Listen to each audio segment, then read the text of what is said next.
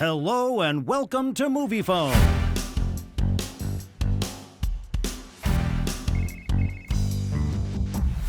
Moviefone TV is your ticket to all that's new at the movies. Here's what's hot on screen.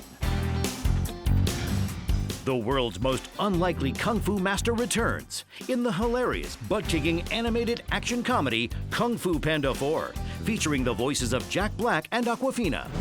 It is time to take the next step on your journey. I'm not going to be the Dragon Warrior anymore?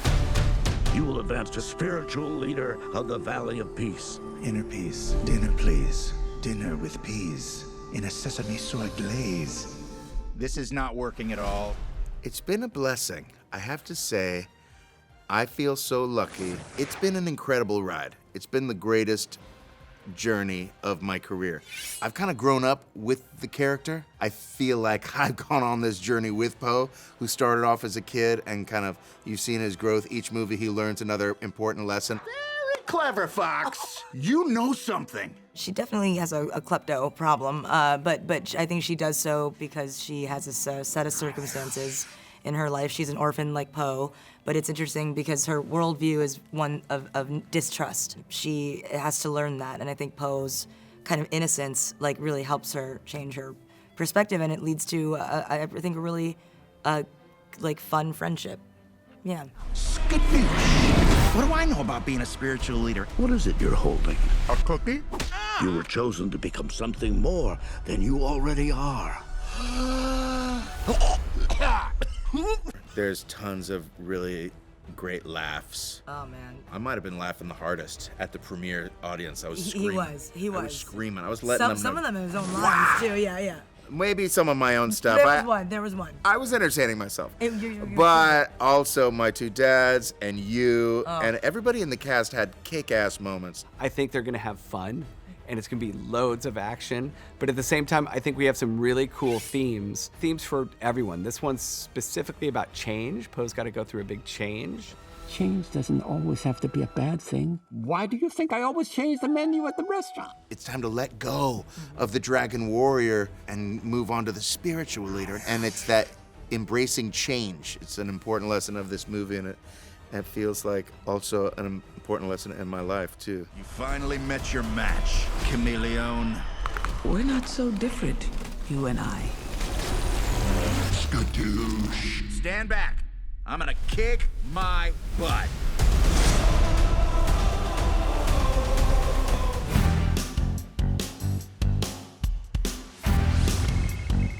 Find it, watch it. An astronaut who is physically and emotionally light years apart from his wife gets assistance from a mysterious visitor in the sci-fi drama Spaceman, starring Adam Sandler and Carey Mulligan. On behalf of the Eurospace program, 189 days into your solo journey. Commander Prohatska, how are you feeling? It made sense to the character to be alone as much as possible. Johan, when we were shooting the alone stuff, kind of just put me in my own world. The cameras were kind of far away. He let me just feel the sadness on my own and just got to be in my own little weird world. There is something about comedians playing very non-comedic roles that is very effective, because you take an actor who's known for his comedy and you take away all the comedy from that. You take off the clown makeup and the funny suit and the funny shoes and all that. You'll have somebody who's going to be more naked and vulnerable than if you take, a more conventional dramatic actor to do that. He's not doing well. He misses his wife. And he shouldn't have left.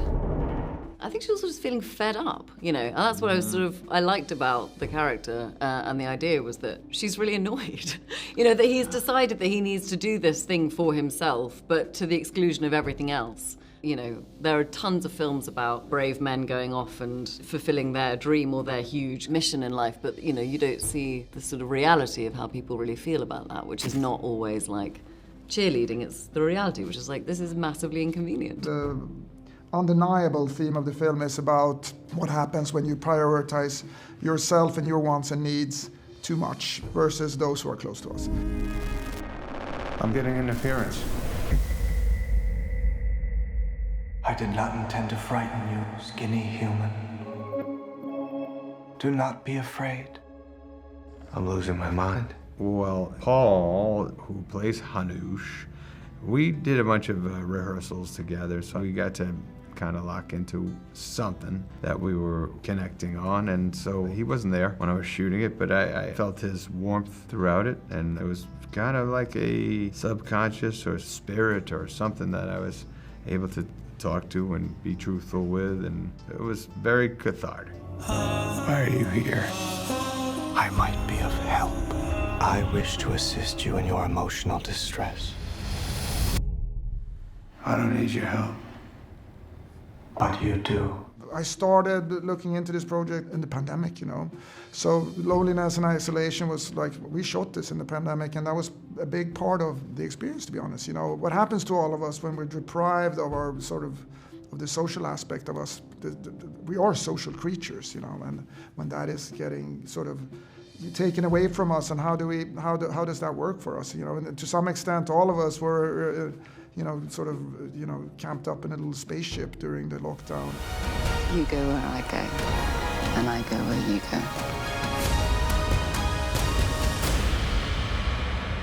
I just want to come home.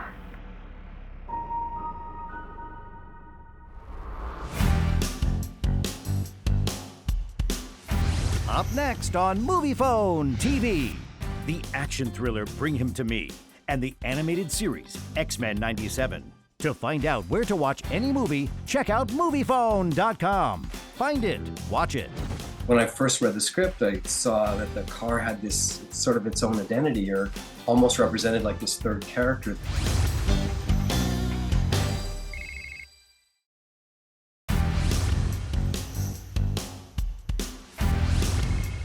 Moviefone recommends. A getaway driver finds himself at a crossroads, having to choose between his morality and his loyalty in the action thriller Bring Him to Me, starring Barry Pepper. Nobody has ever tried to steal from me and lived long enough to spend a dime. Oh! Come on, let's go!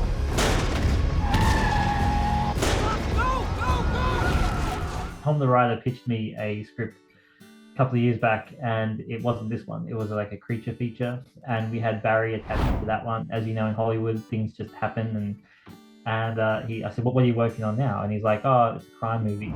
And I said, give me a read. And I read it, and it was this movie. Is that a burner? What's the deal? Anybody can be tracked. When I first read the script, I saw that the car had this sort of its own identity, or almost represented like this third character that becomes the catalyst for them to bond. Nobody's tracking my phone. The kid, he can't be trusted. Who's he been talking to?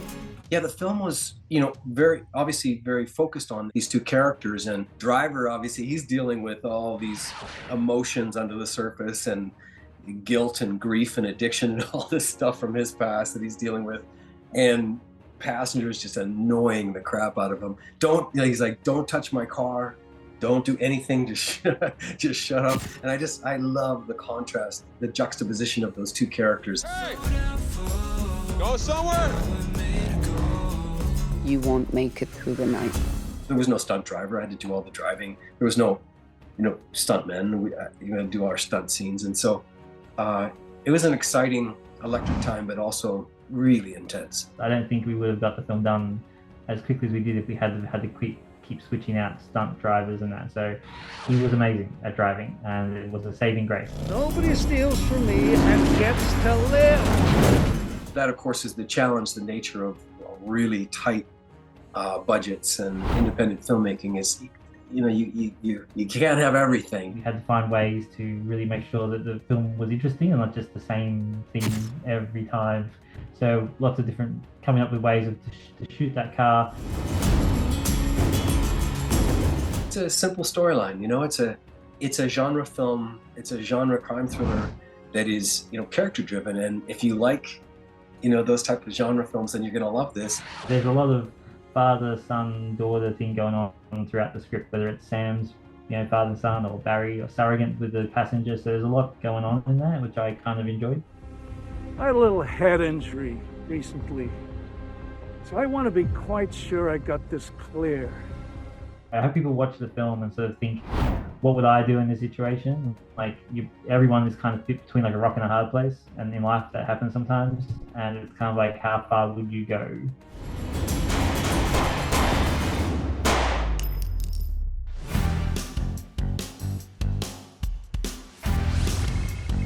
Moviefone Spotlight. After the death of their mentor, a band of mutants set out to carry on his legacy by protecting a world that fears and hates them in Marvel Studios' X-Men 97. Watch the series finale of X-Men next Saturday morning. Check your local listings. I'm grateful to have the chance to say goodbye. I am proud of you all, my X-Men. Fate lies in our hands now. Now.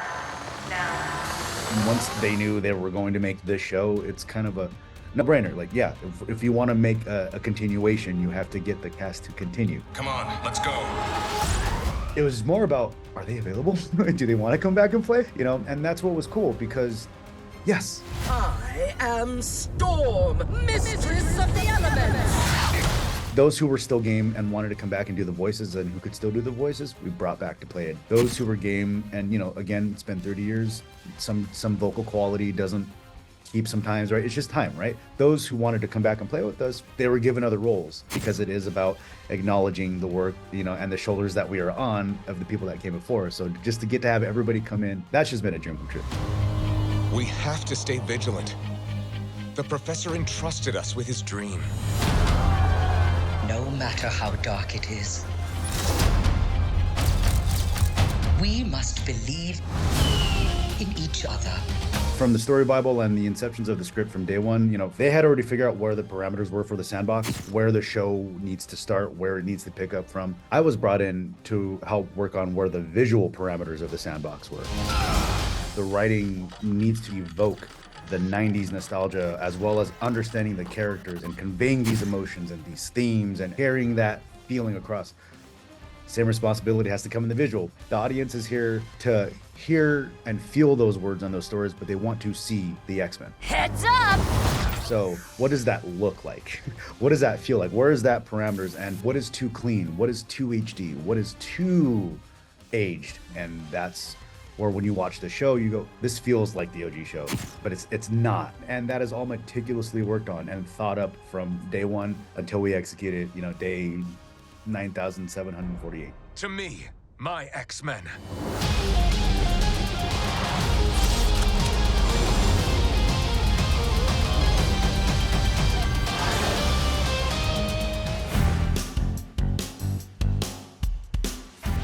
Coming up on Moviefone TV, Daniel Levy and John Voight. I had experienced some loss in my life, and I was trying to make sense of it all.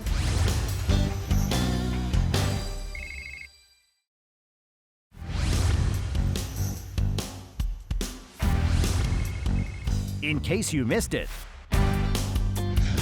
After an untimely death, 3 friends are forced to confront the hard truths of their lives as Daniel Levy writes, stars, and makes his feature film directorial debut with the drama Good Grief. I've been reading that the brain is like a muscle. That's why getting over a death is so hard, because your brain has been trained to feel things for a person. I had experienced some loss in my life, and I was really trying to make sense of it all. When I tend to feel confused or overwhelmed, I turn to my computer and I start to write. When they go away, your head is still operating under the impression that it should feel those things for that person, like muscle memory. I think we'll hold off on the will for today. I really wanted to make something about friendship, where the friendship was it, where the friendship was enough. And I just wanted to make a movie that celebrated the fact that friendships should take center stage. I was really moved by this really interesting mix of deepness, sadness, light, bittersweet, and some moments of levity as well. It was a very interesting blend. I wanted to thank you both for this year. I would like to take us to Paris for the weekend. We all deserve some joy. Yes, thank you. Where are we staying? I think it was important to Dan, and indeed all of us, that we sort of had a familiarity and ease with one another before we started shooting. I think we were just all open for, essentially in real life, making new friends, because these are two of my pals now. So, essentially it was just, you were watching us all fall in love as it happened. It's true. It kind of is true. Are you okay? Oliver met someone else. I'm sorry you're having to deal with that, but I'm allowed to feel things too. Of course, he wants to be there in this moment of crisis for Mark, but it kind of leads them down a path none of them could have predicted, and actually I think opens doors that have needed opening for a while. It really feels like you're so close to him, very close to his emotions, their emotions. It's really intense, very intimate. I love it. Can I ask you to have a drink with me? We have been here for you. We built you the nest, and we sat on you for a year. It's time to hatch.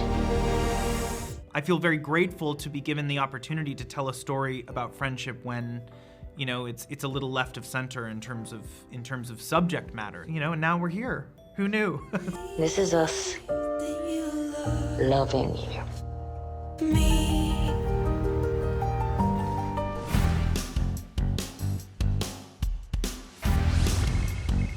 Indie Corner. After the return of a mysterious woman from his past, an ex-CIA operative finds himself exposed and on the run in the action thriller The Painter, featuring Jon Voight. Peter Barrett. Excuse me? My name is Sophia, and my mom called you Peter. You were CIA like my mom, right? You're a really good painter. Oh, hey, kid, stop. Those are private. This is her. This is my mom. So you do know her? I was so excited when I read the script. I just immediately wanted to do it and take this on. And I don't think I realized the endeavor it would be until I'd already said yes and was thrilled. But then you got to wrap your brain around the fact that now you got to go do it. The thing that I look for is a good story, a good tale, a beginning, middle, and end that I think is fun for people to go through. What's happening? When somebody has an innate ability to do something other people can't, it's something he's trying to ignore and pretend doesn't exist. And when he has to sort of dip back into that, it was just another huge thing in his life he's trying to forget. He kind of adopted a kid who went through very, very dangerous time, and he raised him. And that's the role of the painter. I am looking for someone. It's me. Peter? Well, I think when you have an actor like Jon, it was such a pleasure to work with him. We got along great, just this mutual respect, and both of us just ready to go. And he loves to have fun. He's a really thoughtful, smart actor. I'm gonna find out who took your mother away from you. And then? And then he'll do what he does. We got to know each other during this piece. I didn't know Charlie before that. So I knew he was going to be professional and gifted and all of that. And then I didn't know whether he'd be able to fulfill the demands of the action. I knew this was gonna just kill me, but it was so worth it to let that little kid who grew up watching Schwarzenegger movies be an action hero. It was an absolute dream come true. I don't want to do this, kid.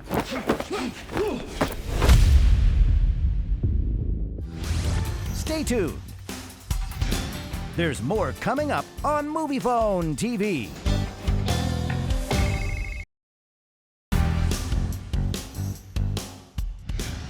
Thanks for watching Moviefone TV. To find out where to watch any movie, check out Moviefone.com. Find it, watch it.